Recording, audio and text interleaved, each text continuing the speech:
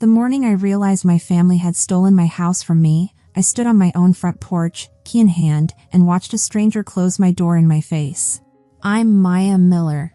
6 months earlier, I'd left for a work assignment in Europe with everything I'd worked for intact, a career I was proud of, a house I'd sacrificed for, and a family I thought would protect what mattered to me. One decision later, I stood homeless, betrayed by the very people who were supposed to love me most. And that moment changed everything I thought I knew about family, loyalty, and who I could really trust when my world collapsed. Let me take you back to where it began. My house wasn't anything fancy, a modest 3-bedroom with morning light that transformed my kitchen into something from a magazine spread, a small garden where I'd somehow managed to keep roses alive despite my legendary black thumb, and yes, that one creaky floorboard between the living room and hallway I'd grown strangely attached to. I'd worked overtime for 3 years to save for the down payment, and every mortgage check I wrote felt like planting a flag on the summit of my own personal mountain. When my company offered me the European assignment, 8 countries in 6 months, all expenses paid, my first thought wasn't about the career advancement or the cuisine. It was about my house. My sanctuary. You need someone to house sit, my mother said when I called her, her voice carrying that familiar warmth that had comforted me through childhood fevers and teenage heartbreaks. Your father and I can watch over things. You know we'd never let anything happen to your home. Relief flooded through me. Linda and George Miller, both recently retired at 58, were the epitome of responsibility. Mom had taught elementary school for 30 years. If anyone knew how to take care of precious things, it was her. Dad had built half the structures in our city with his construction company. They were steady, reliable, the kind of parents who still called to remind me to take my vitamins. Of course, honey, we'll take care of everything, Mom promised, her voice so sure I never questioned it. Just give us the spare key and stop worrying. I hugged them both, feeling that childhood certainty that my parents could fix anything. I'll bring you amazing gifts from every country, I promised, mentally making lists of perfect souvenirs. My sister Heather was there too, 28, recently married to Adam, an accountant with careful eyes and a polite smile. Heather had always been the golden child, prettier, more social, better at keeping our parents happy. But we got along well enough. At least, that's what I believed. The handover was simple: water the plants, collect the mail, run the faucets occasionally so the pipes don't get weird. They nodded solemnly, like I was entrusting them with national secrets instead of basic house-sitting instructions. 2 weeks into my European adventure, I was drowning in financial reports in Frankfurt when Mom called. Hi honey, how's the trip going? Pretty good. Lots of work, but the food's incredible. How's everything at home? The house is fine, actually perfect. That's why I'm calling, we have a favor to ask. My stomach tightened. In my experience, favors requiring international phone calls were rarely small ones. You remember Heather's in-laws? Adam's parents, Roger and Beverly? I pictured them from the wedding, silver-haired, well-dressed, the type who brought expensive wine to dinner and made appropriate small talk. They just moved to our city and they're looking for a house, but they don't want to waste money on rent while they're searching. We were thinking maybe they could stay at your place temporarily, just until they find something permanent. The words struck me like physical blows. My house. My sanctuary. Strangers living in my space, using my things, sleeping in my bed. Mom, I don't know about this. That's my house we're talking about. They're family now, Maya. Her voice took on that familiar tone, the one that implied I was being difficult for no reason. And you met them, they're lovely people. It would mean so much to Heather, helping her build a relationship with Adam's parents. I stared out my hotel window at the German skyline, feeling trapped thousands of miles from home. They did seem decent at the wedding, and my house was just sitting there empty. Maybe I was overthinking this. Fine, I heard myself saying, but only temporarily. And I want them out before I get back. Of course, sweetheart. Thank you so much. An hour later, Heather called, her voice bubbling with excitement. Maya, thank you so much. This is going to be incredible for my relationship with Adam's parents. You're the best sister ever. Just make sure they understand it's temporary, Heather. Absolutely. They're so grateful. You have no idea. After that, work consumed me. Country after country, branch after branch, endless meetings and reports. The weeks blurred together in a haze of hotel rooms and conference calls. I barely had time to think about home, let alone worry about house guests I'd never even lived with. But 2 months in, everything changed with a single phone call. "Maya, dear, it's Mrs. Bradley." My elderly neighbor's voice was tight with concern, and immediately I knew something was wrong. I'd given her my number before leaving, just in case of emergencies. "Mrs. Bradley, hi. Is everything okay with the house?" "Well, that's exactly why I'm calling. Your new tenants seemed very nice at first, but now there are regular parties happening at your house." "Parties?" The word came out as barely a whisper. "Yes, dear. Loud music, lots of cars, people everywhere. It goes on almost until morning. I thought you should know." My hands started shaking. "Are you sure? Roger and Beverly are in their 60s. I can't imagine them throwing parties." "I'm afraid so, dear. I even took some photos and videos. Would you like me to send them?" Minutes later, my phone exploded with evidence. Photos of my house at night, blazing with lights, music so loud you could practically feel it through the images. Videos of people I'd never seen stumbling around my front yard, throwing trash on my lawn, acting like animals. Cars parked everywhere, blocking my neighbors' driveways. But the worst part was seeing my house, my sanctuary, being treated like some kind of party venue by people who didn't give a damn about anything I'd worked for. I called Mom immediately, my hands trembling with rage. "Mom, Mrs. Bradley says there are parties at my house. Loud parties with tons of people." There was a pause. When she spoke again, her voice was different, cooler, more defensive. "Oh, that. Well, Maya, nothing terrible is happening. They're just making new friends in the city and having people over sometimes." "Sometimes?" "Mom, this looks like every single night. Look at how these people are behaving." "You're being dramatic, honey. They're just being social." "Dramatic?" I could barely contain my fury. "These people are treating my house like a goddamn nightclub." "Language, Maya. Language? Are you kidding me right now?" "Mom, this needs to stop immediately." And then she hung up. Just like that. The woman who raised me, who taught me about responsibility and respect, hung up on me when I was trying to protect my own home. I called back immediately, voicemail. Called Dad, same thing. They were ignoring me. So I tried Heather. "Heather, I need Roger and Beverly's phone number. I need to talk to them about what's happening at my house." "What are you talking about?" "They're throwing parties. The neighbors are complaining." "Maya, you're totally overreacting. They're just being social, making friends. Isn't that what you want, for them to be happy?" "I want their phone number so I can talk to them myself." "I'm not giving you their number. You're making a huge deal out of nothing." And she hung up too. I sat in my hotel room in Prague, staring at my phone, feeling more alone than I'd ever felt in my life. My own family, the people who were supposed to have my back no matter what, had just chosen strangers over me. They dismissed my concerns, hung up on my calls, and essentially told me to shut up and deal with it. That night, I made a decision. I stopped calling them. What was the point? They'd made it crystal clear whose side they were on, and it wasn't mine. Instead, I threw myself into work with a vengeance. If my family wanted to act like I didn't matter, fine. I'd focus on what I could control. I worked weekends, stayed up late writing reports, did everything possible to finish my assignment early. Every spreadsheet, every meeting, every late-night session was fueled by pure rage and determination. For the next few weeks, I barely slept. Every night in whatever hotel I was staying in, I'd lie awake thinking about strangers living in my house, using my things, probably sleeping in my bed.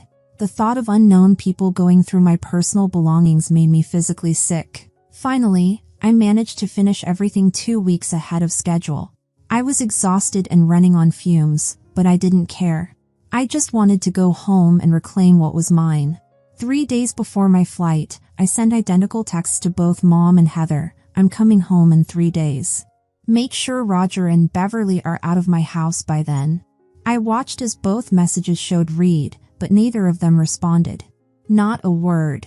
That silence told me everything I needed to know about what I'd find when I got home. The flight back felt endless. Every minute dragged by as I imagined what state my house would be in. Maybe, just maybe, they'd come to their senses and Roger and Beverly would be gone. Maybe the house would be clean and empty, waiting for me.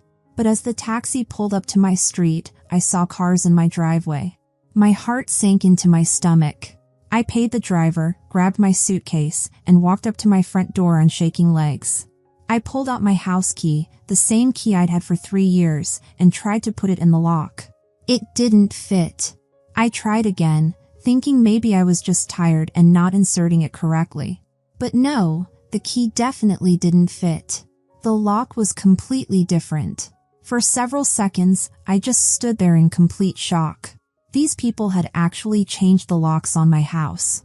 They'd locked me out of my own home. I started pounding on the door, my fist hitting the wood so hard it hurt. Hey! Open up! This is my house! I could see lights flicking on inside, but no one came to the door. I kept knocking and shouting, feeling like I was losing my mind. I know you're in there. Open this door right now. Finally, after what felt like forever, Beverly opened the door. She was wearing a bathrobe and had the audacity to look annoyed, like I was some door-to-door salesman bothering her.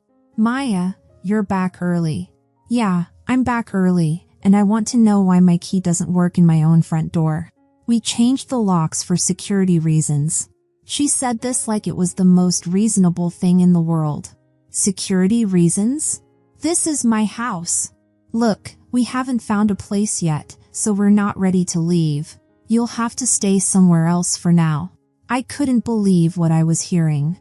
This woman was standing in my doorway, telling me I couldn't come into my own house. Are you completely insane? This is my house. We'll discuss this later. It's late and we don't want to disturb the neighbors. And then she closed the door. In my face. At my own house. I stood there shaking with a rage so pure it felt like electricity coursing through my veins. Then I called Heather. Heather, your mother-in-law just told me I can't come into my own house because they changed the locks. What the hell is going on? Maya, please don't make a scene. Come to Mom and Dad's house. We need to have a serious conversation about this. I didn't have much choice. I couldn't get into my own home, and I needed answers. I left my suitcase with Mrs. Bradley, at least she was still on my side, and drove to my parents' house. Walking into their living room felt like walking into an ambush. Mom, Dad, Heather, and Adam were all sitting there with serious, determined expressions on their faces. They'd clearly been planning this moment. What's going on? I demanded. Why can't I get into my own house? Heather stood up, and when she spoke, her voice had a coldness I'd never heard before. Sit down, Maya. We had a family meeting last week and made some decisions. What kind of decisions? Roger and Beverly are going to stay in your house. The words hit me like a physical blow. What do you mean, stay in my house? They spent most of their house money from selling their old place on traveling and shopping and other things. So now they don't have enough to buy something decent here. Adam and I are going to save up and help them with a down payment, but that's going to take time. How much time? Adam spoke up for the first time.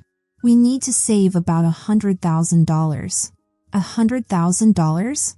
I felt like I couldn't breathe. And where exactly am I supposed to live while you're saving up this money? Heather sat back down and looked at me like I was being unreasonable. You can rent an apartment for now. It's not that big a deal. I looked at my parents, waiting for them to say something, anything, to tell Heather she was out of her mind, that this was my house and I had every right to live in it. Instead, Dad nodded. It's a good solution, Maya. It helps the family. Mom added, it's just temporary, honey. In that moment, I realized the awful truth. My entire family had gotten together and decided to give away my house without even asking me. They'd had a meeting, a family meeting, and I wasn't even invited to discuss my own future. I smiled at them. It wasn't a happy smile. Okay, I said quietly. I'll solve this problem on my own. They all looked relieved, like they thought I was agreeing to their insane plan. Heather actually smiled back at me. I knew you'd understand eventually. You're such a good sister. I didn't say another word. I just turned around and walked out of that house, shaking with a fury that felt like it might consume me alive. They thought they'd won. They thought they'd convinced me to just roll over and let strangers steal my house while I paid rent somewhere else like some kind of homeless person. But I had other plans. The next morning, I woke up in Mrs. Bradley's guest room. She'd insisted I stay the night rather than find a hotel, and I knew exactly what I was going to do. I called the police. I need to report squatters in my house, I told the dispatcher. People are living there without permission. They changed the locks and are refusing to let me in. We'll send someone over. What's your address? Within 30 minutes, 2 officers arrived.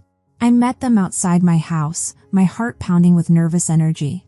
You're the homeowner? One of them asked. Yes. These people have been staying here temporarily, but now they've changed the locks and are refusing to let me in my own house. The officers walked up to my front door and knocked. It took several minutes, but eventually Roger answered, looking nervous as hell when he saw the cops. Is there a problem, officers? We understand there's a dispute about this residence. Can we come in and talk? Roger let them in, and Beverly appeared a minute later. They immediately started talking about how I'd given them permission to stay, how they were family, all the usual garbage. But then I showed the police the locks. These are completely different from the locks that were here when I left. They changed them without my knowledge and refused to let me in last night. One officer examined the locks, then looked back at Roger and Beverly. Is this true? Did you change the locks? Well, yes, Beverly stammered, but for security reasons. Ma'am, this is her house. You can't change locks on someone else's property without permission. And you definitely can't refuse to let the homeowner into their own home. But we don't have anywhere else to go, Roger protested. That's not our problem, the second officer said firmly. You're acting illegally here. If you don't leave voluntarily, you can be arrested for trespassing. Roger and Beverly looked at me with pure hatred. I could see Beverly pulling out her phone, probably calling my sister. How long do we have? Beverly asked. You need to be out today. If we get another call about this, you'll be arrested. Sure enough, about 5 minutes after the police left, my phone started ringing. Heather's name flashed on the screen, but I didn't answer. Let her leave a voicemail. I finally walked into my own house for the first time in months, and what I saw made my blood boil. They had completely rearranged everything. The living room was painted some hideous beige color that made me want to vomit. All my furniture was moved around like they were playing house with my life. They'd hung their own family photos on my walls, pictures of people I didn't even know, smiling in my living room like they belonged there. There were stains on my carpet that definitely weren't there before, and the whole place smelled different, like other people's lives had been lived here without my permission. What the hell is this? I said to Beverly, who was standing there watching me take in the damage. It's just paint and some pictures, she said defensively. If you don't put everything back the way it was immediately, I'm going to sue you for property damage and demand compensation for illegal renovations. That got their attention real quick. They looked at each other with genuine fear in their eyes. We'll change it back, Roger said quickly. You better, and you better do it fast. They started packing their stuff and taking down their photos while I watched them like a hawk, making sure they didn't damage anything else or try to steal something on their way out. About an hour later, I heard loud voices outside. Then my front door burst open and in came my parents, Heather and Adam. They all looked furious. Maya, what have you done? Mom yelled. You called the police on Roger and Beverly. They were squatting in my house illegally. Of course I called the police. They're family, Heather shouted. You're being selfish and you're ruining my relationship with my in-laws.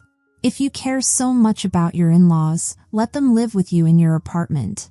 Our apartment is too small, Adam said.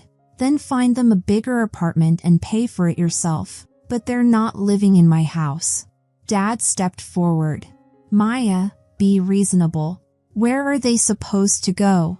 I don't care where they go as long as it's not here. Heather's face was red with anger. You're being horrible.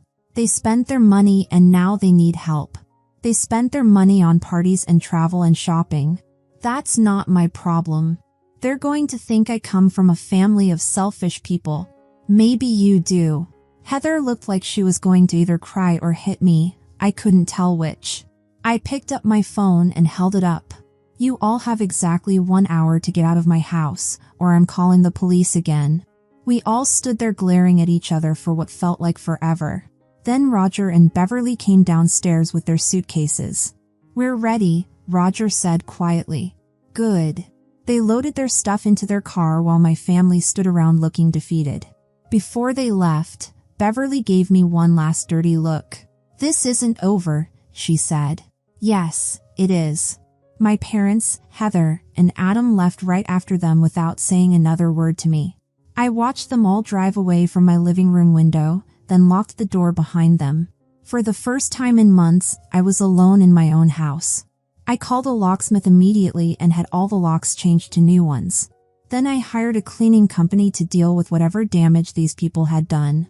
Over the next few days, I just enjoyed being home, sleeping in my own bed, cooking in my own kitchen, watching TV on my own couch. It felt like being reborn. Nobody from my family called me, which was fine by me.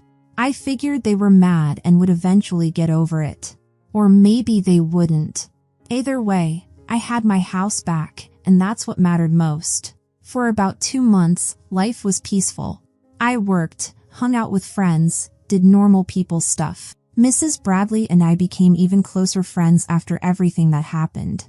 She'd invite me over for dinner sometimes, and we'd laugh about how ridiculous my family had been. I still can't believe they thought you'd just accept that, she said one evening over coffee. I can't believe it either, but it's over now. I really thought it was over. I should have known better. 2 months later, my phone rang. Mom's name appeared on the screen, and my first instinct was to ignore it. But curiosity got the better of me. Hello? Hi Maya, how are you? Her voice was different, fake sweet, like when she wanted something big. I'm fine. What do you want? I was hoping we could talk about the situation with Roger and Beverly. What about them? Are they still living with Heather and Adam? Well, yes, and that's actually what I wanted to talk to you about. Heather is getting really tired of having them in their apartment. It's very crowded and it's putting stress on their marriage. Okay, so they should find their own place. That's the thing, honey. They still don't have enough money for a house. They need help with the down payment. How much help? About $100,000. I actually laughed out loud. And you want me to loan them the money? Maya, their family, and Heather really needs this. Her marriage is suffering because of the stress. Mom, let me get this straight. These people spent their house money on parties and shopping. Then they moved into my house, threw parties, trashed the place, changed my locks, and refused to let me in. Now you want me to give them $100,000? It would be a loan. With what collateral? They don't have any money. Maya, please. Heather is miserable. Then Heather and Adam can take out a loan themselves if they want to help Roger and Beverly so badly. They can't afford that kind of loan on their salaries. Then maybe Roger and Beverly should get jobs and save up their own money instead of expecting everyone else to support them. Mom's voice got sharper. You're being selfish, Maya. This is your sister we're talking about. No, this is Roger and Beverly we're talking about. And I wouldn't give them a penny if my life depended on it. But Heather made her choice when she sided with them instead of me. She can live with the consequences. Maya, you can't mean that. I absolutely mean that. And you know what else I mean? I'm done with all of you. What? You heard me. I'm done. You all chose Roger and Beverly over me, your own daughter and sister. You hung up on me when I needed help. You had a family meeting to give away my house and didn't even invite me. You expected me to just roll over and pay rent while strangers lived in my house. Well, guess what? I don't need family like that. Maya, don't say things you'll regret. I'm not going to regret anything. I'm going to hang up now, and I don't want you to call me again. Maya. I hung up on her, just like she'd hung up on me months earlier.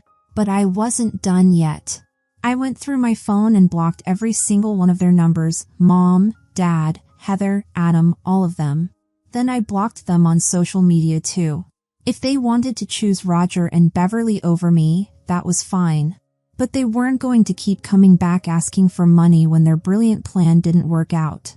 The next few weeks were actually really peaceful. Nobody called to guilt trip me or ask for favors. Nobody expected me to solve their problems or sacrifice my own comfort for people who didn't even like me. I started spending more time with friends who actually cared about me.